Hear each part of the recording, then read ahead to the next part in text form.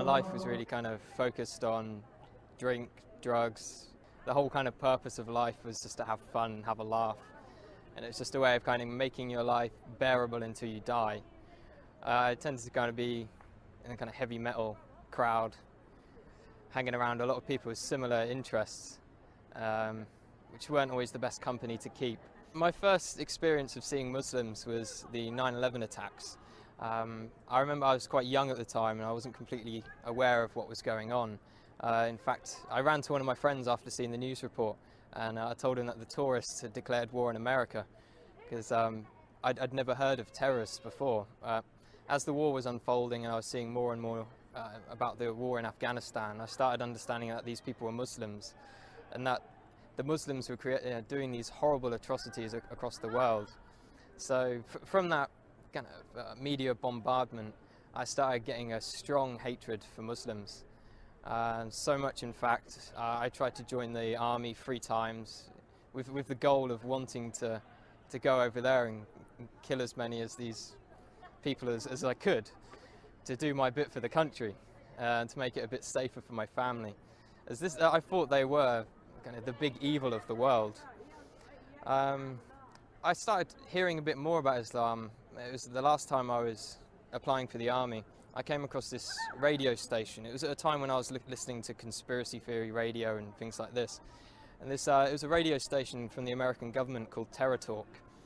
And it was talking about the life of the Prophet ﷺ. And it just didn't sound right to me that people would follow him from all these evil things they were saying about him. So I started to question what Muslims believed at that time. I was on a spiritual search anyway. At the time I was looking into Norse mythology and paganism, and one of my friends turned to me and said, before you decide on this paganism thing, have a look around a bit more. And then I eventually picked up the Quran from my college. When I had it, I actually thought I was picking up a terrorist handbook, and I was a bit worried that MI5 were going to come after me as soon as they saw me take it out of the library. But as soon as I started reading the book, it hit me immediately, and I couldn't stop reading it. It sank deep into my heart. And as I kept continuing through the different surahs, I remember reading about people in the fire having boiling water to drink, burning their throats.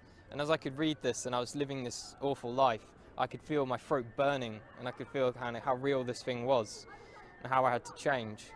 The first day I went to the mosque, I spent all day there reading, and my mum called me in the evening and asked me, where had I been all day, and I said I was at a mosque. She's like, what? No, you can't be at a mosque, you're a Christian. Christians don't go to mosques. And she was very, very shocked and thought I was going down a bad path. That was my mum's original reaction. After a while she started to accept it. She'd done a lot of crying. I'm not too sure why she was crying. I think she felt I was rejecting everything she'd taught me. A lot of people say when they find Islam, it's as if they've come home. And that's just the feeling I get. It's as if me in the past wasn't me at all. I was being controlled by something else. Only good things have happened since I've become Muslim. My life is sorted out, and I've never had so much going on in my life at one time.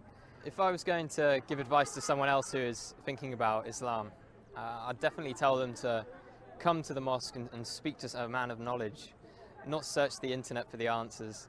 There are some good things on the internet, but when you don't know anything about Islam, you can't judge what is right and what is wrong.